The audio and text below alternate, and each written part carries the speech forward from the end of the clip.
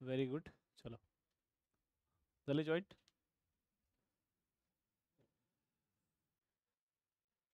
नदी प्रणाली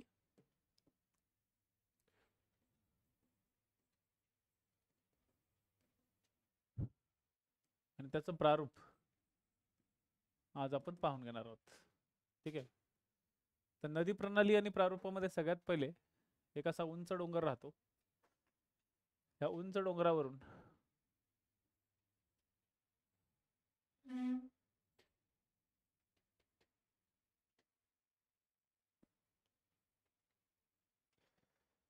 एक असं इमॅजिन करा की एक डोंगर आहे.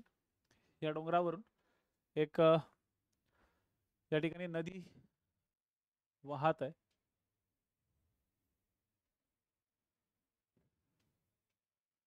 या ठिकाणी एक नदी वाहत आहे आणि नदी वाहत असताना ती एका बाजूनं एका डोंगराच्या एका ठराविक बाजूनं ती काय झालेली आहे, उगम पावलेली आहे. तर ही एक नदी आहे. या नदीमध्ये काही उपनद्या येऊन या ठिकाणी मिळतात. म्हणजे नदीमध्ये काही इतर ठिकाणच्या अशा उपनद्या या ठिकाणी येऊन मिळाल्या. या सगळ्या उपनद्यांमुळे ह्या नदीचं एक प्रारूप बनतं. एक नदीचा आकार एखाद्या ठराविक स्ट्रक्चर सारखा बनतो. याला म्हटलं जातं प्रारूप किंवा नदी प्रणालीचा घटक. म्हणजे एक नदी आहे. नदीमध्ये जेव्हा एखादी छोटीशी नदी येऊन मिळते त्याला म्हणतात उपनदी. याला नदीचा म्हणतात उगम स्रोत. इथं नदीचा झाला उगम. आणि आपल्या एरियामध्ये किंवा आपल्या या डायग्राम मधली ही आहे आपली प्रमुख नदी. जी नदी पुढे जाऊन समुद्राला जाऊन मिळते. आता इंटरेस्टिंग गोष्ट इथं लक्षात ठेवा. ही एक नदी आहे. ठीक आहे. या नदीला एखादा भाग जर येऊन मिळत असेल तर याला म्हटलं जातं उपनदी. उपनदी म्हणजे नदीचा भाग किंवा नदीला पाणी येऊन मिळणे. तर या नदीतून कधी कधी पाणी बाहेर पण पडतं. मुख्य नदीतून पाणी बाहेर पडतं त्याला म्हटलं जातं वितरिका. काय म्हणतात त्याला? वितरिका. म्हणजे उपनदी म्हणजे ट्रिब्युटरी झाली आणि वितरिका म्हणजे डिस्ट्रिब्युटरी झाली. इंग्लिशमध्ये याला काय म्हणतात? डिस्ट्रिब्युटरी. उपनदीला म्हणतात ट्रिब्युटरी. ठीक आहे. तर हे सगळ्यात पहिले दोन संकल्पना लक्षात ठेवा, उपनदी आणि वितरिका. आयोगाने आतापर्यंत क्वेश्चन विचारलेला आहे कशावरती? हुगळी नदीवरती, की हुगळी ही गंगेची काय आहे? तर ती वितरिका आहे. ठीक आहे. उपनदी नाही. तर आता नदी प्रणालीवरती तुम्हाला नदी, उपनदी, वितरिका, वितरिका या वितरिका किंवा या पूर्ण प्रदेशाला त्रिभुज प्रदेश असे जे प्रदेश पडतात या सगळ्यांचा एक स्ट्रक्चर ठरलेला असतो. कधी कधी काय होतं की एखादी सॅटेलाइटवरनं पाहिल्यानंतर काही काही नद्या तुम्हाला अशा दिसतात की एकदम सरळ आहेत आणि त्या नद्यांमध्ये अशा काही उपनद्या येऊन मिळतात एकदम स्ट्रेट उपनद्या येऊन मिळतात. तर दिसताना हे स्ट्रक्चर कसं दिसतंय? एकदम काटकोनात असल्यासारखं दिसतंय. बरोबर. दिसताना हे स्ट्रक्चर कसं दिसतंय? एकदम काटकोनात असल्यासारखं दिसतं. कधी कधी काय होतं की एक मुख्य नदी आहे. ठीक आहे. एक मुख्य नदी आहे आणि या मुख्य नदीला अशा काही उपनद्या येऊन मिळतात. या उपनद्यांचे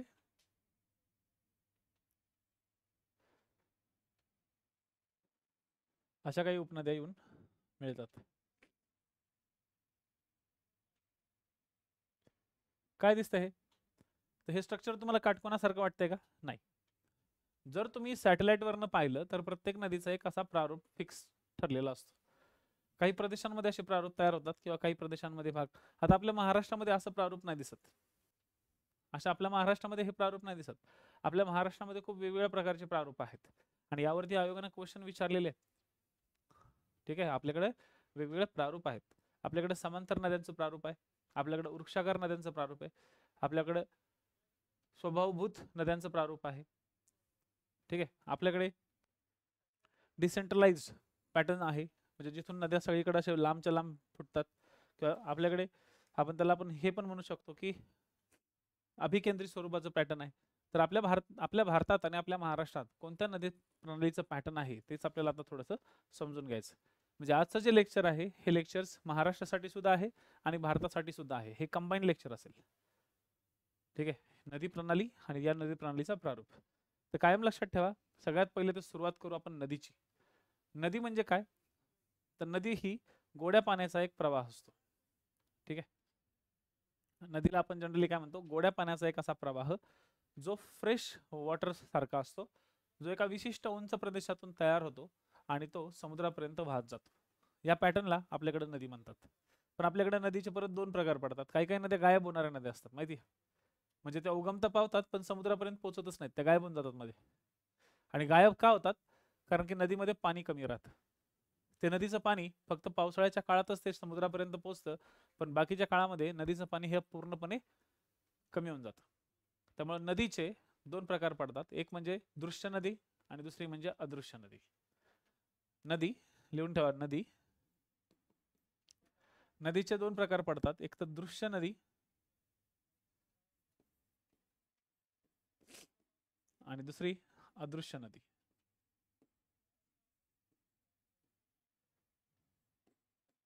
तसंच नदीचे आणखी दोन प्रकार पडतात, एक म्हणजे हंगामी नदी, दुसरं म्हणजे बारमाही नदी. हंगामी नदी आणि बारमाही नदी. आता हंगामी नदी आणि बारमाही नदी म्हणजे काय? हंगामी नदी म्हणजे त्या ठराविक हंगामामध्येच नदीत पाणी असतं. जसं आपल्या पठारी प्रदेशातल्या नद्या गोदावरी, कृष्णा, भीमा, वर्धा, ह्या नद्यांमध्ये काही ठराविक हंगामातच पाणी आहे, पण बाकीच्या वेळेस या नद्यांमध्ये पाणी जास्त नसतं.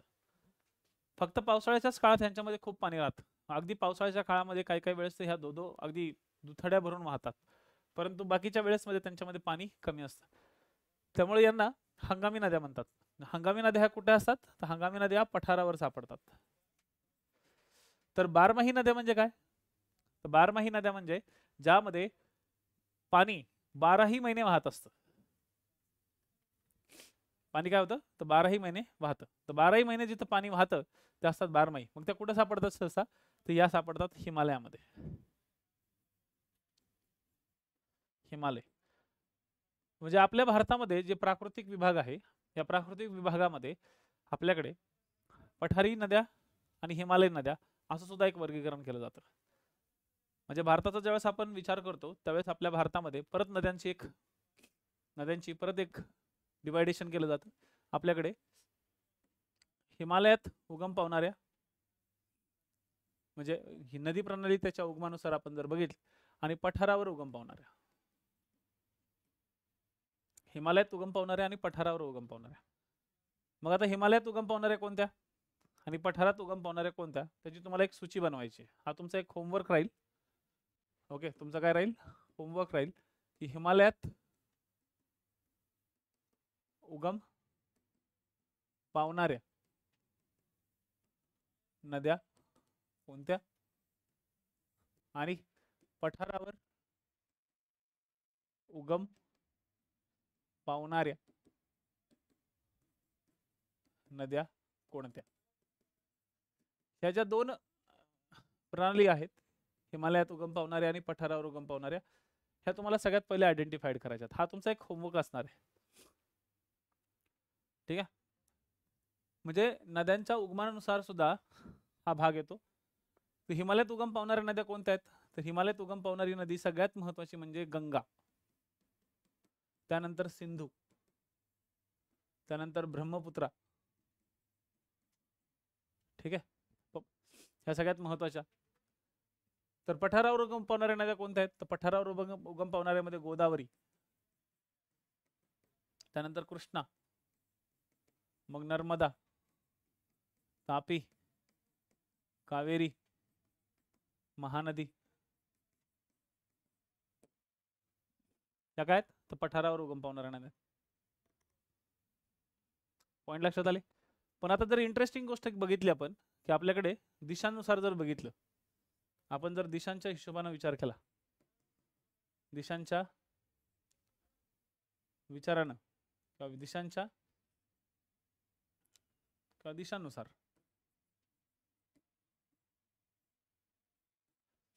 दिशांनुसार जर आपण विचार केला, तर दिशानुसार विचार केल्यावर आपल्याला एक गोष्ट लक्षात येते, ती म्हणजे अशी,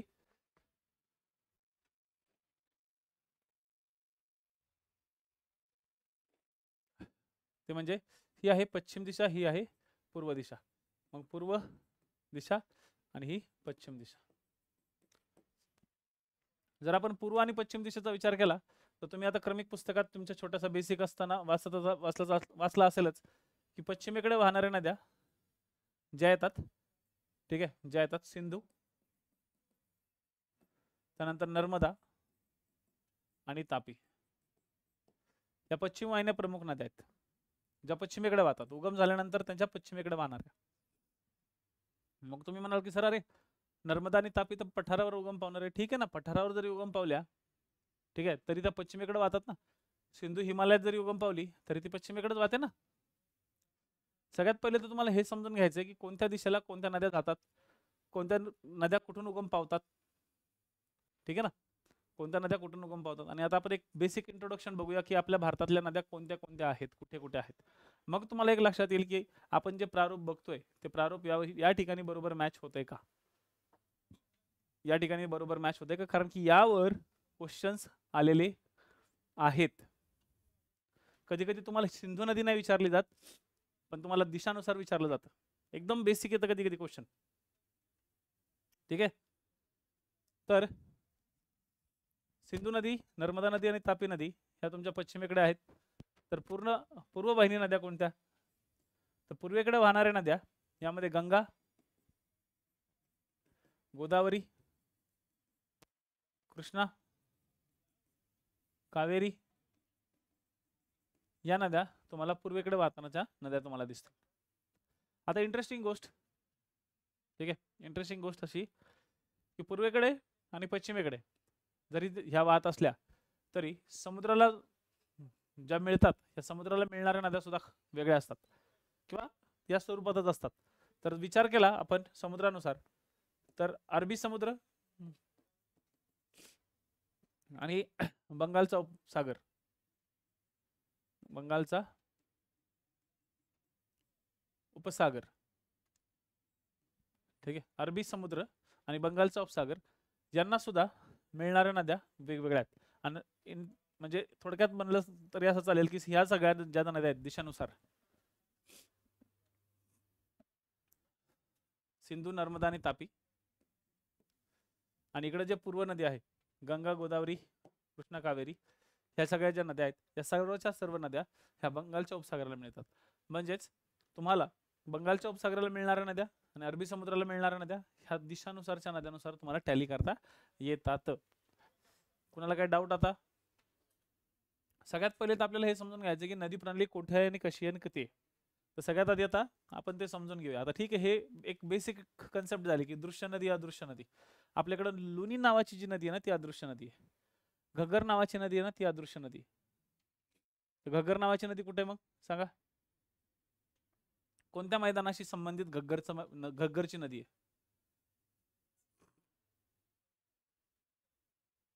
बोला पटकन, कोणत्या मैदानाशी संबंधित घग्गरची नदी आहे? घग्गर ही नदी हंगामी नदी आहे. पहिले तिला एक वेगळं प्राचीन नाव होतं, तिला बरेचसे लोक सरस्वती म्हणतात. मग ही कोणत्या मैदानी प्रदेशामध्ये तुम्हाला आज आढळते?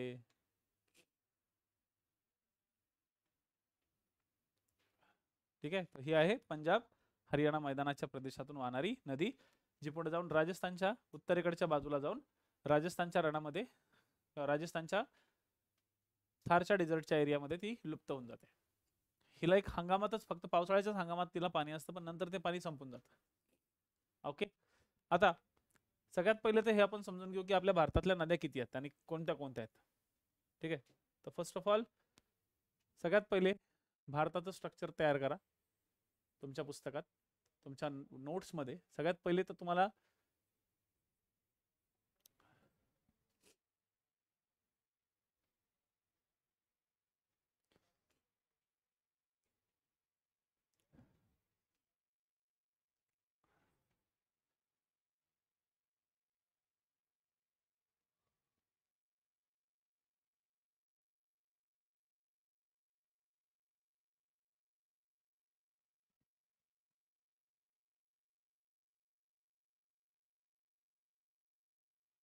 झालं.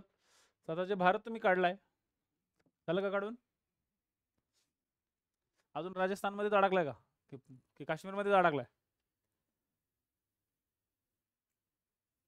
Yes yes. मध्यगंगा मैदानामध्ये घग्गर आहे का घागरा आहे? घग्गर आणि घागरात फरक आहे ज्योती.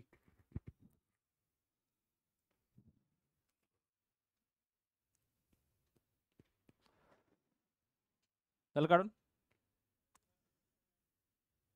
आता याच्यामध्ये नीट समजून घ्या. सगळ्यात प्रथम आपल्या भारतामध्ये जर आपण एक डिवायडेशन बघितलं तर या ठिकाणाहून आपल्या भारतामध्ये एक महत्त्वाचा असा डिवायडंट गेलेला आहे.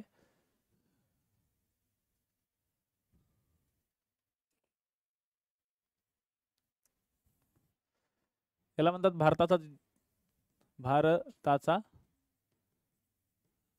जलविभाजक.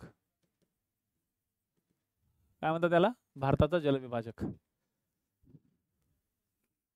काढा पटकन.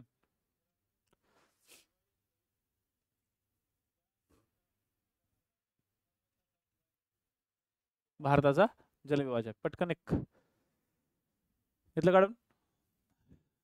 आहे भारताचा जलविभाजक. हा जलविभाजक ह्याचा अर्थ काय याचा? की हा जलविभाजक जो आहे तो पूर्व वाहिनी आणि पश्चिम वाहिनी यांना डिवाइड करतो. म्हणजे याच्या या भागामध्ये पूर्व वाहिनी नद्या आहेत, पश्चिम वाहिनी नद्या आहेत,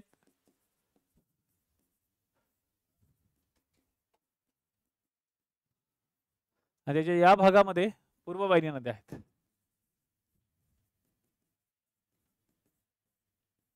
पश्चिम वाहिनी आणि पूर्व वाहिनी अशा दोन प्रकारचे डिवायडेशन या ठिकाणी आहेत. तर पश्चिम वाहिनी आणि पूर्व वाहिनी यानुसार जर बघितलं तर आता आपल्याला मेजर नद्या बघायच्यात. तर बघा मेजर नद्या कोणत्या कोणत्या आहेत हे पाहणं खूप इम्पॉर्टंट आहे. सर्वात जास्त मी महत्त्वाचं तुम्हाला सांगेल. या ठिकाणी तुम्हाला ही गेलेली आहे सिंधू नदी. काय गेलेली आहे? सिंधू नदी. ठीक आहे. ही आपली अत्यंत महत्त्वाची नदी. सिंधूची सर्वात मोठी उपनदी सतलज ती सिंधूच्याच बाजूनं राकस सरोवरच्या एरियातूनच अशी वरती जाते आणि इथून या प्रदेशातून इथे जाऊन मिळते पंचनादला. ठीक आहे. पंचनादच्या पुढे जाऊन पिठानकोटच्या जवळ जाऊन मिळते सिंधूला. ही आहे सतलज. ही सुद्धा सतलज एक प्रकारे पश्चिम वाहिनी नदी आहे आणि सिंधूची सर्वात मोठी उपनदी, विसरायचं नाही. ठीक आहे. सिंधूच्या ज्या 5 नद्या आहेत उपनद्या त्या पण नावं लक्षात ठेवा. बऱ्याचशा लोकांना ओव्हर कॉन्फिडन्स मध्ये कधी कधी नावं विचारली तर येत नाहीत. म्हणजे आता सगळ्यांना माहिती नाही ना, आम्हाला माहिती असतं सिंधू नदीच्या सगळ्या गोष्टी. नुसती नावं माहिती नाहीत तर आयोग तुम्हाला उत्तरेकडून दक्षिणेकडे पण विचारतं. तर उत्तरेकडून दक्षिणेकडे लक्षात ठेवा सिंधू नदीच्या ज्या उपनद्या आहेत त्या उत्तरेकडून दक्षिणेकडे आहेत. सगळ्यात पहिले आहे झेलम. ठीक आहे. त्यानंतर आहे चिनाब, त्यानंतर आहे रावी, त्यानंतर बियास आणि मग सतलज. आणि आता मुद्दा इथं असा की या 5 नद्यांच्या मध्ये असलेले दुआब कोणते, त्या दुआबची नावं कोणती? तर त्याचा एक महत्त्वाचा पार्ट लक्षात ठेवा. इथं आहे चाज दोआब, रेचना दोआब चिनाब आणि रावी मध्ये, त्यानंतर बारी दोआब आणि इथं बिस्त दोआब. चाज, रेचना, बारी आणि बिस्त हे 4 दोआब यांच्यामध्ये आहेत, हे विसरायचं नाही. आता आपल्याला गिचमिडा गाला करायचा नाही तर आपल्याला महत्त्वाच्या पॉइंट लक्षात ठेवायचे की इथं सिंधू नदी ही नदी, सिंधू नदी जी आहे ही आपल्या भारताचा लडाख नावाचा जो केंद्रशासित प्रदेश आहे फक्त लडाख मधूनच जाते सिंधू नदी. तुम्ही जर म्हणत असाल नाही सर जम्मू काश्मीर आणि लडाख मधून सिंधू नदी जाते, तर नाही, सिंधू नदी पर्टिक्युलरली फक्त मी सिंधू नदीची गोष्ट केली तर सिंधू नदी ही तुम्हाला फक्त आणि फक्त या प्रदेशातून जाताना दिसेल. नदी प्रणाली हा सगळ्यात सोपा टॉपिक आहे. फक्त या नदी प्रणालीला स्टेप बाय आपल्याला कव्हर करायचं. आणि मी तिथून पुढचे सगळे जे लेक्चर आहेत आपले डिपार्टमेंट PSIचे असो किंवा विजय धनश्रीचे असो किंवा यशोगंगाचे असो, ह्या सगळ्या लेक्चर्समध्ये जे नदी प्रणालीचे मी लेक्चर्स टाकणार आहेत हे सगळे लेक्चर्स याच बेसिस आधारावरती डिपेंड असतील की आपल्याला रोज एक नदी प्रणाली एवढी डिटेल्स समजून घ्यायची की तिचं काहीच सोडायचं नाही, म्हणजे आयोगानं याच्या बाहेरचा क्वेश्चन विचारलाच नाही पाहिजे. ह्याच्या बाहेर क्वेश्चन तुम्हाला येणारच नाही. ठीक आहे, फक्त तुम्हाला समजून काय घेणं, सुरुवातीच्या पहिल्या लेक्चरमध्ये तुम्हाला समजून काय घ्यायला लागतं. सुरुवातीच्या पहिल्या लेक्चरमध्ये तुम्हाला समजून घ्यावं लागतं यांचं प्रारूप काय, कोणती नदी कुठं आहे. लोकांना कावेरी नदी विचारले तर माहिती नाही, कावेरी नदीला कृष्णा नदी, कृष्णा नदीला कावेरी नदी, काय काय लोक समजतात. तर आज आपल्याला फक्त काय करायचंय, प्रारूप समजून घ्यायचंय आणि कोणत्या नद्या कुठे आहेत याचा एक भाग समजून घेणं आपल्याला खूप गरजेचं असतं. खूप म्हणजे खूप नद्या. ठीक आहे, इथपर्यंतचा भाग लक्षात आला. आता बघा त्याच्या पुढे आल्यानंतर याच हिमालयाच्या एरियातून एक विशेष अशी घग्गर नदी येते. तर घग्गर नदी इथं आलेली आहे, ही आहे घग्गर, जी की गायब होते इथं. त्यानंतर इथं अरवलीच्या एरियातून आलेली आणि इथं दक्षिणेकडे खाली गेलेली आणि या ठिकाणी रण ऑफ कच्छमध्ये गायब झालेली ही लुनी नदी. कोणती नदी, लुनी नदी. यानंतर या प्रदेशात असलेली, या प्रदेशात राहिलेली किंवा इथं असलेली नर्मदा नदी आणि इथं असलेली तापी नदी. म्हणजे नर्मदा आणि तापी या नद्या, या सगळ्या पश्चिम वाहिनी नद्या आहेत. या कशा आहेत, पश्चिम वाहिनी नद्या आहेत. ठीक आहे, या ठिकाणी असलेल्या काही पश्चिम वाहिनी नद्या आहेत, जसं की आपल्याकडे असलेली ओके वैतरणा, महाराष्ट्रात असलेली वैतरणा. ठीक आहे, महादेई, शरावती, पोन्नाई, केरळच्या एरियात पोन्नाई. ठीक आहे, आणि पेरियार. पेरियार या ज्या आहेत ना, वैतरणा, महादेई, शरावती, पोन्नाई आणि पेरियार, या पश्चिम किनारपट्टीवरच्या काही छोट्या छोट्या अशा नद्या आहेत. यांची नावं लक्षात ठेवा आणि यांचे राज्य पण लक्षात ठेवा. जसं वैतरणा, उल्हास, वैतरणाच्या बाजूला किंवा दक्षिणेकडे उल्हास आहे, हे आहे आपल्या महाराष्ट्रामध्ये. महादेई गोवामध्ये, शरावती कर्नाटकमध्ये आणि पोन्नाई आणि पैरियार हे केरळमध्ये. केले. First of all introduction must आहे. तुम्हाला तुमच्याकडे मॅप असतील, जुने पुस्तकं असतील, त्याच्यात तुम्हाला हा मॅप दिलेला असतो, पण वाचणं तुमच्या हातात आहे. म्हणजे उद्या परत मला हे नाही विचारायचं की सर ती जी नदी सांगितली ती नदी कुठे आहे हे माहितीच नाही आम्हाला. म्हणून सगळ्यात पहिले आजच्या लेक्चरमध्ये नद्यांचं इंट्रोडक्शन खूप गरजेचं आहे. कोणत्या दोन नद्यांमध्ये कोणती नदी आहे असा आयोग क्वेश्चन विचारतं. ठीक आहे, कोणत्या दोन नद्यांमध्ये कोणती नदी आहे, महानदी आणि सुवर्णरेखामध्ये कोणती नदी, हा आयोगाने विचारला होता प्रश्न. कोणती नदी आहे, तर आता तेच बघणार आहोत. जसं आता इथं तुम्हाला विचारलं जाऊ शकतं वैतरणा, शरावती यांच्यामध्ये महत्वाची नदी कोणती, तुम्हाला नंतर इथेही विचारलं जाऊ शकतं. सतलजच्या दक्षिणेकडे कोणती नदी खोर आहे, तर घग्गरला सरस्वती म्हणतात. जुन्या काळामध्ये घग्गरलाच प्राचीन सरस्वती म्हणून ओळखलं जातं. ठीक आहे, तर आपल्याला नदी प्रणालीचा सगळा A to Z part cover करून घ्यायचा. A to Z, A to Z याचा अर्थ A to Z. ठीक आहे, काहीच सोडायचं नाही आपल्याला, आपल्याला काहीही सोडायचं नाही आणि हे सगळं लेक्चर मध्येच मी कव्हर करून देणार आहे. तर हे पॉईंट लक्षात आले. वैतरणा, महादेई, शरावती, पोन्नाई, पेरियार.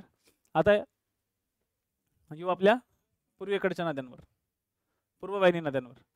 तर पूर्ववाहिनी नद्यांमध्ये सिंधू नदीच्या जवळच उगम पावणारी एक ब्रह्मपुत्रा नावाची नदी आहे.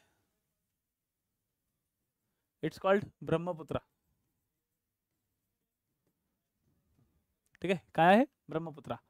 जी ब्रह्मपुत्रा बांगलादेशमध्ये जाऊन तिला जमुना म्हणतात. तिचं नाव काय होतं, जमुना. तिचं नाव काय होतं, जमुना. दुसरा आहे इकडे गंगा.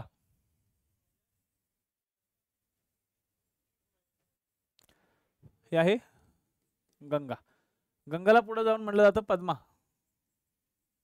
गंगाचं नाव बदलतं माहिती आहे ना, गंगाला शेवटपर्यंत गंगा म्हणलं जात नाही. गंगाचं नाव पुढे जाऊन काय होते, बांगलादेशमध्ये पद्मा. पद्मा हे नाव दिलेलं आहे बांगलादेशने. आता बांगलादेश आताचा बांगलादेश आहे, जुन्या काळात तो कोण होता, जुन्या काळात तो होता पाकिस्तान. तर पुढे जाऊन ही मेघना म्हणून या प्रदेशात मिळते. ॲज अ मेघना या नावानं ती सुंदरबन च्या प्रदेशात जाऊन मिळते. ती सुंदरबनच्या प्रदेशात जाऊन मिळते. तर गंगेची सर्वात मोठी उपनदी ती म्हणजे यमुना. गंगेची सर्वात मोठी उपनदी यमुना, जी कुठे गंगेच्या पश्चिमेकडे आहे, गंगेच्या पूर्वेकडे नाही. गंगेच्या पूर्वेकडे वेगळ्या नद्या आहेत. ज्यातली सगळ्यात महत्त्वाची जी नदी आहे, ज्याला आपण मध्यगंगा मैदान मध्ये कन्सिडर करतो, दुआचा एरिया, या ठिकाणी ओके घागरा, त्यानंतर इथं गंडक, इथं कोसी. तर घागरा, गंडक, कोसी अशा ज्या नद्या आहेत या प्रमुख नद्या या ठिकाणी आहेत. म्हणजे गोदावरीच्या 4 उपनद्या मी तुम्हाला सांगितल्या. आणि एक प्रकारे बांगलादेशमध्ये ब्रह्मपुत्र ही सुद्धा एक प्रकारे गोदावरीची म्हणतो गंगेची उपनदी बनते. हा जो एरिया आहे हा पूर्णच्या पूर्ण गंगेने व्यापलेला आहे. यमुना नदीची एक महत्त्वाची उपनदी आहे ती म्हणजे चंबळ. बऱ्याचदा माहिती आहे चंबळमध्ये डाकू वगैरे असतात बघा, तर ही आहे चंबळ. चंबळ एक प्रकारे जरी पठारावरची नदी असली किंवा पठारावरची नदी असली तरी पठारावरची नदी कुठे जाते, यमुनेला जाऊन मिळते. गंगेला मिळाली का डायरेक्ट? नाही. त्याचबरोबर या ठिकाणी असलेली शोण नावाची नदी आहे, शोण, ही शोण नावाची नदी डायरेक्ट गंगेला जाऊन मिळते. तर हा एक क्वेश्चन विचारलेला आहे की गंगेला डायरेक्ट जाऊन मिळणारी नदी कोणती? पठारावरची. पठारावरची अशी नदी की जी डायरेक्ट गंगेला जाऊन मिळते ती कोणती? तर ती आहे शोण. अशी नदी की जी डायरेक्ट गंगेला जाऊन मिळते ती आहे शोण, हे लक्षात ठेवा. ओके. त्याच्यानंतर या ठिकाणी एक फारक्का बांध आहे. तुम्हाला हा बांध बराचदा विचारला जातो, फारक्का. हा जो फारक्का बांध आहे या बांधातून एक नदी अशी बाजूला निघते आणि जी बाजूला निघते त्याच नदीला म्हणलं जातं हुगळी. आणि या हुगळीला एक पठारावरची नदी येऊन मिळते, त्याला म्हणलं जातं दामोदर. दामोदर. दामोदर डायरेक्ट गंगेला नाही मिळत. दामोदर कुणाला जाऊन मिळते? हुगळीला. दामोदर कुणाला जाऊन मिळाली? तर हुगळीला मिळाली. म्हणजे आता नीट लक्षात ठेवा पोरांनो की दामोदर सारखी जी नदी आहे ज्याला बंगालचे दुःखाश्रू म्हणतात, ही नदी हुगळीला जाऊन मिळते. कोसीला बिहारचे दुःखाश्रू म्हणतात आणि ब्रह्मपुत्रेला आसामचे दुःखाश्रू म्हणतात. तर लिहून घ्या हे दुःखाश्रू. माझी वाट नका बघत बसू. मी जर म्हटलं ना लिहून घ्या नंतर मी तुम्ही लिहिणार, सांगा मी पहिल्यासारखं नाही व्हायचं. पटपट जे ज्या गोष्टी मी सांगतोय त्या गोष्टी तुम्ही पटापट लिहिल्या पाहिजे. हे मला सांगायची गरज पडली नाही पाहिजे. ठीक आहे. तर भारतीय नदी प्रणालीचं प्रारूप समजून घेण्याच्या आधी पहिले नद्या कोणत्या कोणत्या ते समजून घेऊ. नाही तर तुम्हाला सगळी दुनिया सांगितली की असं असं प्रारूप असतं, तसं तसं ते असतं, पण काय नदीच माहिती नाही आम्हाला सर. राईट. आता एक दक्षिण भारतात येऊ. या प्रदेशामध्ये दक्षिण भारतात आल्यानंतर तुम्हाला एक इंटरेस्टिंग गोष्ट अशी लक्षात येते की हा जो प्रदेश आहे या प्रदेशामध्ये आणखी एक नदी आहे. ओके, त्याला म्हणतात महानदी. इथं आहे महानदी. पण या महानदीच्या या प्रदेशात इथे सुवर्णरेखा आहे.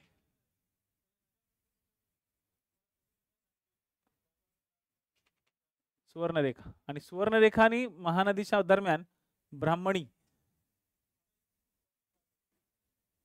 ही नदी आहे. मी बऱ्याचदा हाच एमपीसीने क्वेश्चन पिक केला होता की सुवर्णरेखा आणि महानदी यांच्यामध्ये कोणती नदी आहे, तर ती आहे ब्राह्मणी नदी. सुवर्णरेखा आणि महानदी यांच्यामध्ये कोणती नदी आहे, तर ब्राह्मणी नदी. ठीक आहे. महानदीपर्यंत आले का सगळेजण? कुणी मागं नाही राहिलं?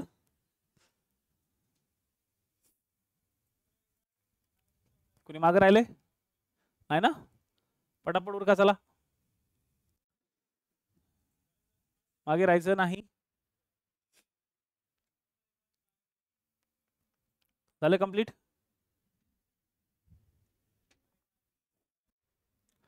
झाला असेल तर थांब द्या. ओके, सगळ्यांना आवाज येतोय ना?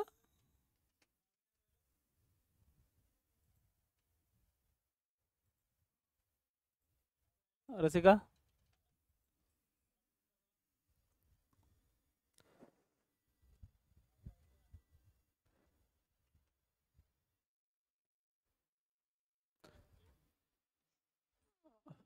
Okay welcome.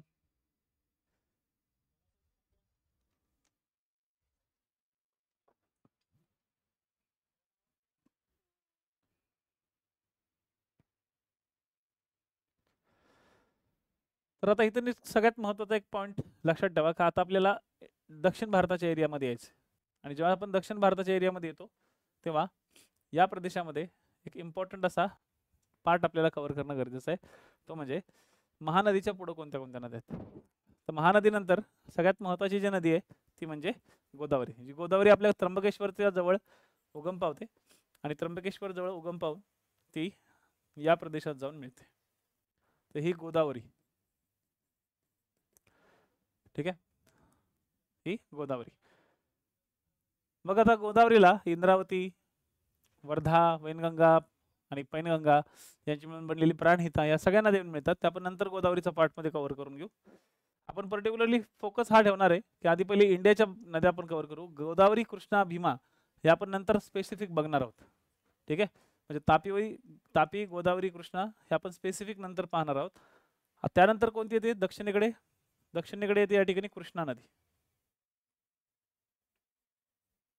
कोणती येते तर कृष्णा. त्यानंतर येते पेन्नेरू. त्यानंतर कोण येते पेन्नेरू आणि त्यानंतर येते कावेरी.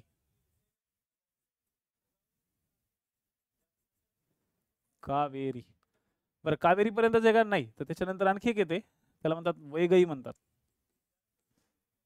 वैगई. तर चला ह्या पॉईंट लिहून द्या. गोदावरी, कृष्णा, पेन्नेरू, कावेरी, वैगई. आता तुम्हाला परिपूर्ण असा एक मॅप मी तयार करून दिलेला आहे. ज्या मॅपचा तुम्हाला काय करायचं आहे, व्यवस्थित अभ्यास करायचा आहे, कारण की या सर्व नद्यांचा भाग आपल्याला समजून घ्यायचा आहे. पुढच्या एक आठवडाभर आपण फक्त आणि फक्त नदी प्रणालीवरती काम करणार आहोत. हा चॅप्टर आपल्याला एवढा परफेक्ट बनवून ठेवायचा आहे, एवढा परफेक्ट बनवून ठेवायचा आहे की मी तुम्हाला क्लिअरली सांगेल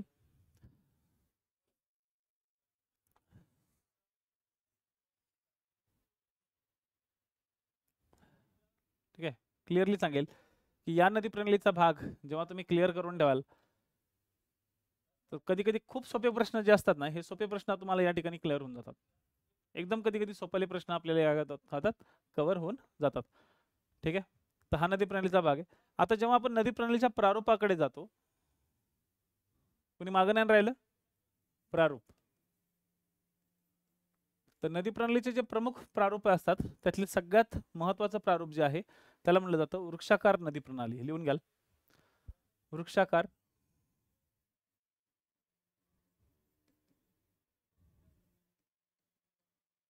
नदी प्रणाली, की ज्याच्यामध्ये पहिले एक अशी प्रमुख नदी असते. सुरुवातीला या नदीला फक्त एवढ्याच फांद्या अशा दिसतात, ठीक आहे. या नदीला अशा फांद्या दिसतात, पण नंतर कालांतरानं या फांद्या हळूहळू वाढत जातात. म्हणजे ह्याला काही उप नद्यांच्या काही इतर नद्या सुद्धा या ठिकाणी विकसित होऊन जातात, ठीक आहे. आणि याही नद्या थोड्याशा मोठ्या होतात. ज्या मुख्य नद्या आहेत त्या सुद्धा अशा लांबलचक होऊन जातात. आणि जी मधली मेन नदी आहे, ही मधली मेन नदी सुद्धा हळूहळू जसं जसं त्यात पाणी वाढेल तशी तशी ती जाड होत जाते. मग ते दिसताना एकदम असे मोठ्या फांदीसारखे दिसते. आता तुम्हाला दिसत असेल बघा हे. तर ज्यावेळेस तुम्ही सॅटेलाइटवरनं एखादा फोकस ठेवता, त्या सॅटेलाइटवरनं ज्यावेळेस फोकस ठेवता तुम्हाला अशी वृक्षाकार जलप्रणाली दिसेल. आपल्या भारतात सर्वत्र आढळणारी ही जलप्रणाली आहे. प्रत्येक ठिकाणी वृक्षाच्या फांदीसारखी ही जलप्रणाली तयार होते. वृक्षाच्या फांदीसारखी ही जलप्रणाली तयार होते.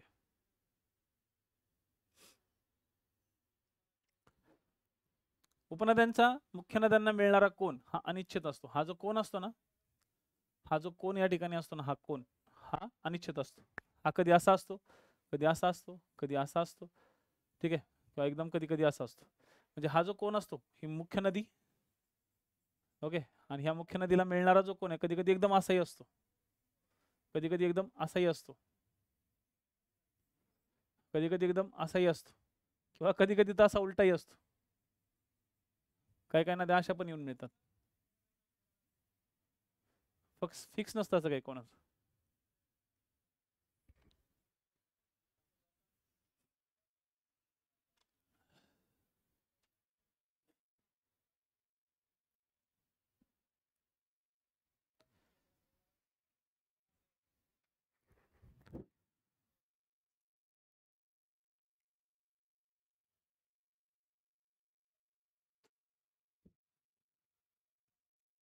झालं इथपर्यंत. काटकोनात कधी तो नसतो, पण लिहून घ्या.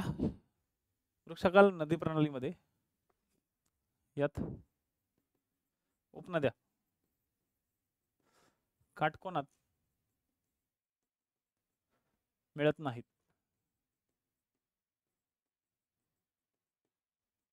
याची उदाहरणं तर गंगा, गोदावरी,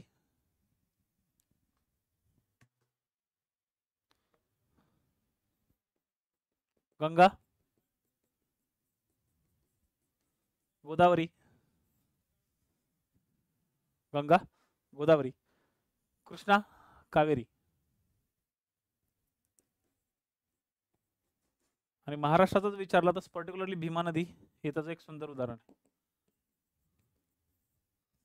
महाराष्ट्रात जर खास विचारलं तर भीमा नदी ही महाराष्ट्राच्या दृष्टिकोनातून सगळ्यात महत्त्वाचं उदाहरण आहे.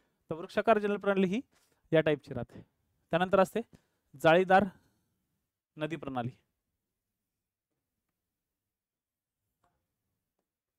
नेक्स्ट आहे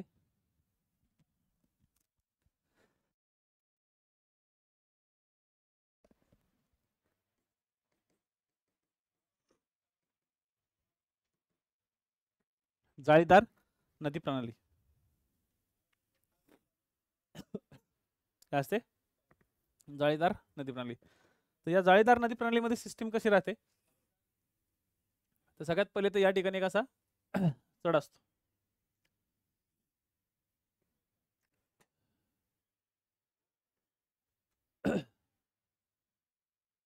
सॉरी फॉर दॅट.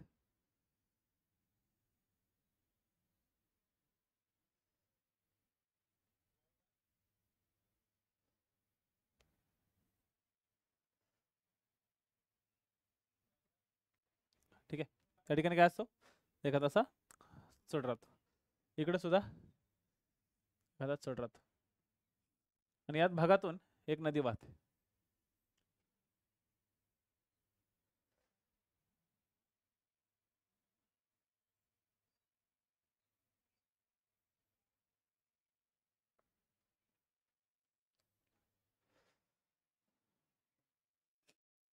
इथून प्रमुख नदी असते वाहणारी, इथून प्रमुख नदी असते वाहणारी, ठीक आहे. परंतु या दोन्ही नदींच्या बाजूनं इथून काही अशा उपनद्या येऊन मिळतात इथं उतारानं.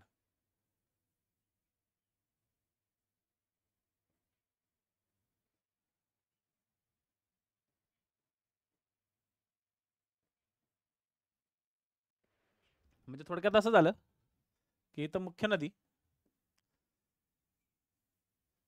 नदी, ओके, मधल्या भागात एखादा डोंगर,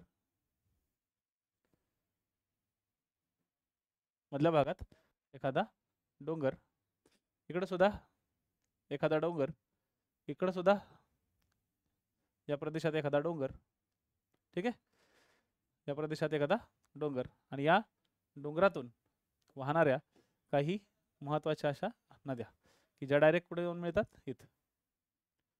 ज्या कुठे डाऊन मिळाल्या? इथं. एक प्रकारे काय दिसतं? हे जाळीसारखं वाटतं. सॅटेलाइट वरनं बघितलं की हे असं दिसतं.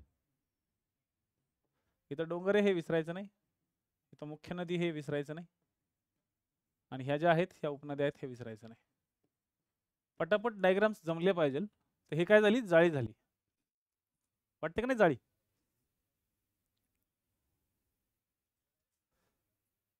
हा डायग्राम काढला जाळीचा असा, हा डायग्राम मॅटर करतो. हे जे डायग्राम आहे ते 3D डायग्राम तुम्हाला लगेच जमणार नाहीत.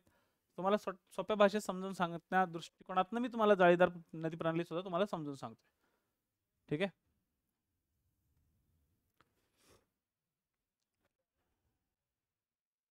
काटकोनात येऊन ह्यांच्या काही महत्वाच्या उपनद्या येऊन मिळतात. ठीक आहे. समांतर रांगा ज्या प्रदेशात असतात, समांतर डोंगर रांगा जेथे असतात, समांतर डोंगर रांगा जेथे असतात अशा ठिकाणी तुम्हाला ही जाळीदार डोंगर प्रणाली किंवा सॉरी जाळीदार नदी प्रणाली तुम्हाला सापडेल. त्यानंतर असते आयताकार नदी प्रणाली. नंतर काय असते, तर आयताकार नदी प्रणाली.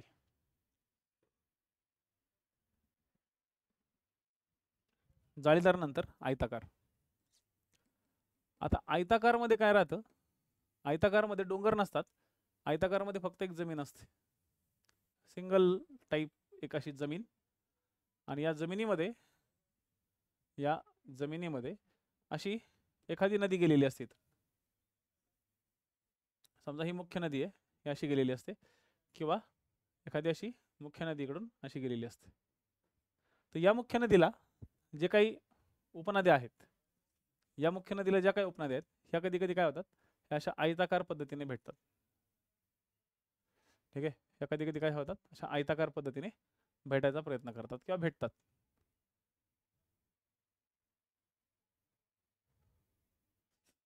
किंवा इथून अशा काही नद्या इकडे आलेल्या असतात, किंवा इथून अशा काही नद्या इकडे गेलेल्या असतात, इथून काही नद्या अशा इकडे आलेल्या असतात, ह्याला काही अशा परत वेगळ्या गेलेल्या असतात.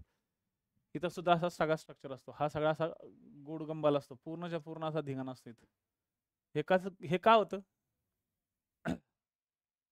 हे असं का होतं, तर त्या प्रदेशामध्ये काय तयार झालेले असतात, त्या प्रदेशामध्ये काय तयार झालेलं असतं. ठीक आहे. खडकांचा थर जो असतो तो खडकांचा थर झिजलेला असतो, किंवा त्या खडकांवरती कशा अशा क्रॅक्स पडलेले असतात. लिहून घ्या. खडकांमधील भेगांमुळे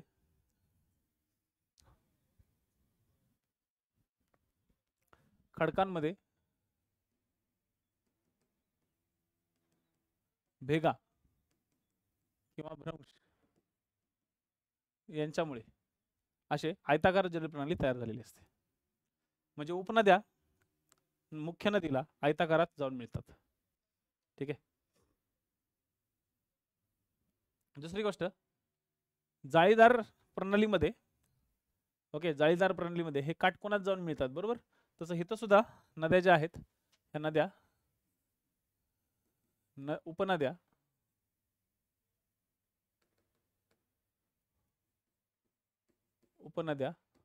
काटकोनात जाऊन मिळतात. ह्या उपनद्या काय होतात, तर काटकोनात जाऊन मिळतात. दुसरी गोष्ट, खडकांमधील ज्या भेगा आहेत किंवा भ्रंश आहेत यांच्यामधून त्या वाहतात. यांच्यामधील उपनद्यांमधील अंतर जास्त असतं. उपनद्यांमधील जे अंतर आहे हे जास्त राहतं. जाळीदार नदी प्रणालीमध्ये उपनद्यांमधलं अंतर हे कमी होतं. आता काय झालं, तर इथं उपनद्यांमधलं अंतर जास्त असतं. उपनद्या अशा लांब लांब असतात, जवळ नसतात. ठीक आहे. ही नदी प्रणाली त्याच ठिकाणी तयार होते जिथं भेगा आणि भ्रंश जास्त असतात. डोंगरी प्रदेशामध्ये हा भाग तयार होत नाही. डोंगरी प्रदेशामध्ये जाळीदार प्रणाली तयार होईल. आयताकार प्रणाली ही फक्त आणि फक्त जिथं खडकाला भ्रंश म्हणजे माहिती आहे ना, खडक चिरटणे, खडक फुटणे किंवा खडक तुटणे, असं लांब होणे, त्याला एक अशी भेग पडते, मग त्या भेगीमधून पाणी वाहतं, तिथं तुम्हाला सापडेल. ठीक आहे. अशा प्रणाली तयार होतात जनरली. ओके. जनरली जबलपूरचं पठार, तसंच उमरेड अपलँड, उमरेडचा उंचवठा, नागपूरच्या जवळ एक उमरेड नावाचा प्रदेश आहे, तर त्या उमरेडच्या प्रदेशामध्ये तुम्हाला असा जाळीदार प्रणालीचा पॅटर्न तुम्हाला त्या ठिकाणी दिसेल. तसंच बुंदेलखंडचा पठार, आपल्या भारतावरती ही जाळीदार प्रणाली आहे. आपल्या भारतावरती अशा जाळीदार प्रणाली या ठिकाणी मोठ्या प्रमाणात सापडतात. ठीक आहे, चलो. चौथा प्रकार जो आहे त्याला म्हणलं जातं उपकेंद्री. ठीक आहे, उपकेंद्री.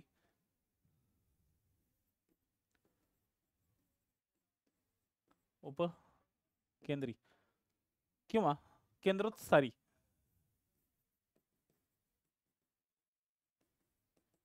केंद्रोत्सारी नदी प्रणालीचं प्रारूप.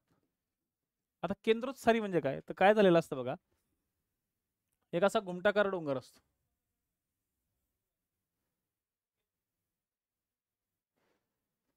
हा काय असतो, घुमटाकार डोंगर. असे दिसला. जर याला वरून बघितलं तर हा घुमटाकार डोंगर तुम्हाला असा दिसेल. हा वरून बघितलं तर असा दिसेल. ओके, याला तुम्ही वरून बघा,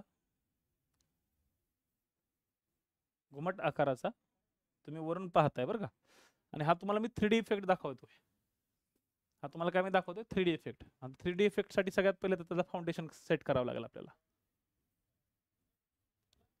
झाला फाउंडेशन सेट. ओके, 3D इफेक्टला टेन्शन घेऊन जाऊ नका माझ्या लेक्चर. तुम्ही इथं वरून पाहताय आणि इथं तुम्हाला 3D इफेक्ट मी दाखवतोय. आता काय होतं, हा उंच डोंगर असतो, त्याच्या आजूबाजूच्या प्रदेशातला हा सगळ्यात उंच डोंगर असतो. आणि उंच डोंगर असल्यामुळे काय होतं, या ठिकाणी पाऊस वरती जास्त पडतो. पावसाचं पाणी इथं पडलं की पावसाचं पाणी पडल्यानंतर हे पावसाचं पाणी असं खाली ओघळतं. इथं पाणी वाहत चाललंय असं, इथून आलेलं पाणी मग इथून असं असं या एरियातून वाहत चाललंय इकडं असं. इथून आलेलं पाणी इथून असं खाली चाललंय इकडे, इथून वाहत आलेलं इकडं असं खाली चाललंय. पलीकडच्या एरियातनं पाणी येतं पलीकडं असं तिकडं चाललंय, तिकडे गेलं. इकडून पलीकडच्या साईडनं इकडून असं वाहत इकडे गेलं. जर इकडून हाच भाग बघितला तर एक ओके मधल्या एरियातून इकडं चाललंय, इकडं चाललंय, इकडं चाललंय, इकडं चाललंय, इकडं चाललंय, इकडं इकडं.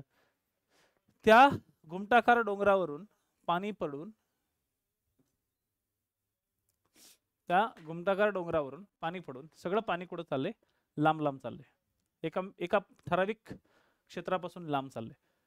याला म्हणलं जातं केंद्रोत्सारी जलप्रणाली. याला काय म्हणतात, केंद्रोत्सारी जलप्रणाली.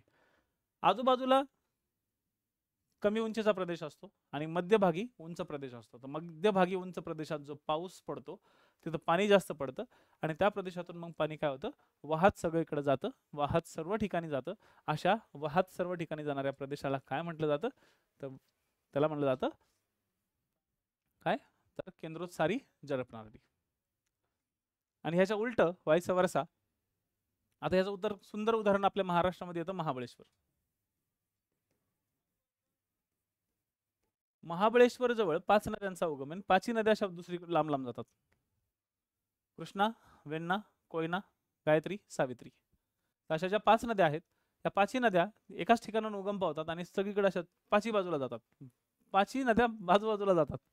याला म्हणलं जातं क्षेत्र महाबळेश्वर नावाचं जे ठिकाण आहे तिथून. ठीक आहे, तर हे जे प्रदेश आहे हाला चौथा नंबर म्हणून उपकेंद्री. आय होप सो तुम्ही हा डायग्राम काढून ठेवला असेल.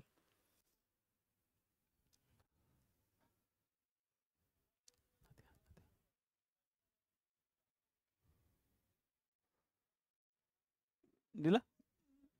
आणि त्यानंतर फिफ्थ त्याला म्हटलं जातं अभिकेंद्री.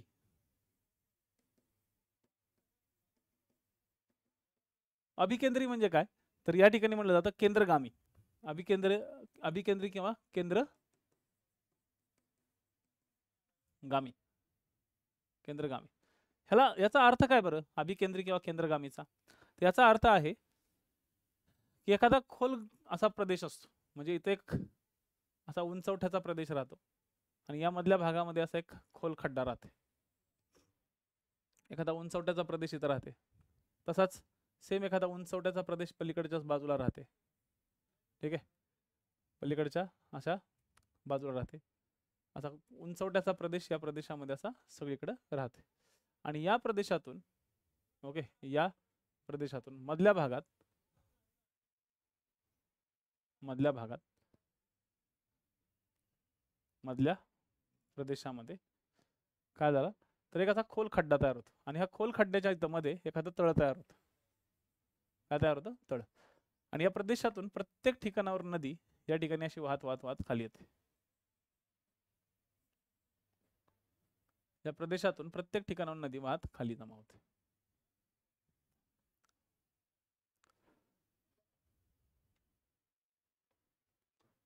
नदी काय होते? खाली जमा होते. तर या ठिकाणी जी नदी खाली जमा होते, नदीचं पाणी एका ठिकाणी जमा होतं.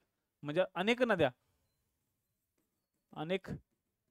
नद्यांचे पाणी एका ठिकाणी जमा होणे, एका ठिकाणी जमा होणे याला काय म्हटलं जातं? तर एखाद्या खोलगट भागामध्ये जमा होणे याला म्हटलं जातं, अभिकेंद्री. सांबर सरोवर राजस्थानमध्ये आहे बघा एक. सांबर सरोवर अरवली पर्वतात 350 मीटर उंचीवर सांबर सरोवर. या सांबर सरोवराचा भाग लक्षात ठेवा. सांबर सरोवराचा भाग इथं लक्षात ठेवा. ठीक आहे. हे म्हणजे हे थोडक्यात इथं लक्षात ठेवा, इथं कुठल्याही समुद्राला पाणी मिळत नाही. ही जी नदीचं पाणी आहे, येथे नदीचे पाणी समुद्राला भेटत नाही.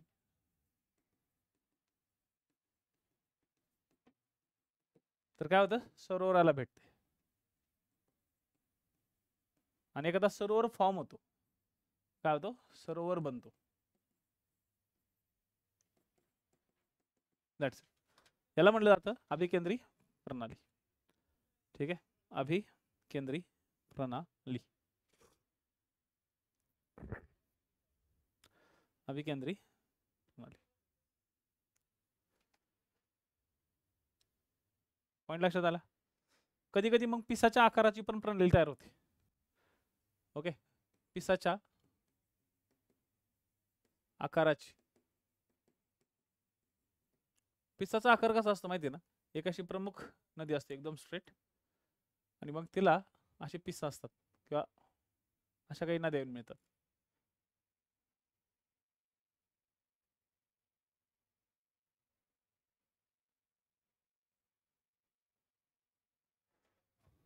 एकदम बारीक असं नाजूक पिस असतं ना, कोंबडीचं कसं असते तसं एकदम पिसाच्या आकारासारखी एक नदी होऊन आली असते. हा एक वृक्ष प्रणालीचाच एक उपप्रकार आहे. पण इथं वृक्ष प्रणाली नसते, इथं एक सिंगल नदी उपनदी येऊन मिळते. वृक्ष प्रणालीत काय होतं? वृक्ष प्रणालीमध्ये उपनद्यांच्या पण उपनद्या होत्या. आता ही जशी उपनदी आहे, या उपनद्यांची पण ही काय होती? उपनदी होती सेपरेट. हे पिसासारखं नाहीये. नाही तर तुम्ही म्हणा सर आमच्याकडे आमच्या कोंबडीच्या पिसाला बाकीच्या पण फांद्या असतात. तुम्ही कुठले काय इलायती कोंबडी काय तुमच्याकडे? नाही ना? आमच्याकडे तसं नसते बाबा. तुमच्याकडे असेल तर बघा. पण जनरली पिस असं राहतं. तर पिसाच्या आकारासही नदी प्रणाली सुद्धा राहते. ठीक आहे. एखाद्या तीव्र डोंगराच्या उताराला अशी प्रणाली आपल्याला मिळते. तीव्र डोंगराच्या प्रणालीला अशी प्रणाली दिसते. ठीक आहे. तसंच एक हेरिंग बोन नावाची पण प्रणाली असते. Herring bone.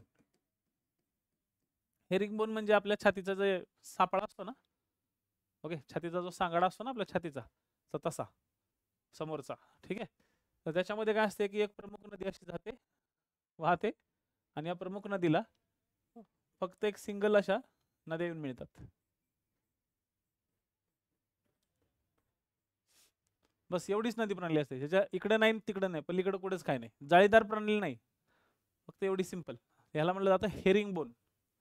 इकडे एक डोंगर आहे, पलीकडे एक डोंगर आहे, बस तेवढंच. यांच्यामध्ये अशी एक नदी प्रणाली तयार होते, याला म्हणतात हेरिंग बोन. आपल्या समोरचा एक इकडे बरगाड्या जातात, इकडे बरगाड्या जातात ना आपल्या टाईप, तसं एक हेरिंग बोन जलप्रणाली सुद्धा या ठिकाणी राहते. आणि जी की बऱ्याचदा विचारली गेलेली आहे, त्याला म्हणलं जातं समांतर जलप्रणाली. 8वा नंबर म्हणजे समांतर जल प्रणाली. तर ही समांतर जल प्रणाली जी आहे, या समांतर जल प्रणालीमध्ये सगळ्यात महत्त्वाचा जो घटक आहे तो एक लक्षात ठेवायचा की इथे एक जर समुद्र आहे आणि इथं एक डोंगराचा प्रदेश आहे.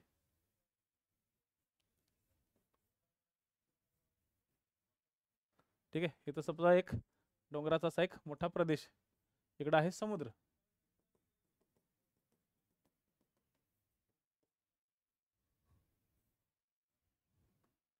इकडे काय समुद्र, आणि इकडे जर समजा डोंगर असेल तर या डोंगरावरून नद्या उगम पावतात आणि इकडे येऊन मिळतात, सरळ एकदम स्ट्रेट येऊन मिळतात. त्याला काय उपनद्या वगैरे असतात छोट्या छोट्या, पण दॅट डझंट मॅटर, या डायरेक्ट येऊन मिळतात. ह्याला काय असतं, उगम पावणाऱ्या नद्या डायरेक्ट समुद्राला जाऊन मिळतात, याला म्हणतात समांतर जलप्रणाली. आपल्या कोकणात अशी जलप्रणाली तुम्हाला सापडते. आपल्या कोकणामध्ये अशी जलप्रणाली तुम्हाला आढळते. तर तुम्हाला सगळ्यात महत्त्वाच्या जलप्रणाल्या सगळ्या झालेल्या आहेत. ठीक आहे, तर उद्या आपण सिंधू नदीपासून स्टार्ट करणार आहोत. तर उद्यापासून हिमालयन नदीची जलप्रणाली आपल्याला समजून घ्यायची आहे. तत्पूर्वी सिंधू नदीची प्रणाली सुरू करण्याच्या आधी मी तुम्हाला हिमालयन जलप्रणालीची थोडीशी एक इंट्रोडक्शन बेसिक करून देईल. ठीक आहे, ते बेसिक इंट्रोडक्शन झालं की तुम्हाला चांगल्या पद्धतीने सगळ्या गोष्टी कव्हर करता येतील. चला, थँक्यू सो मच. परत भेटू. जय हिंद, जय महाराष्ट्र.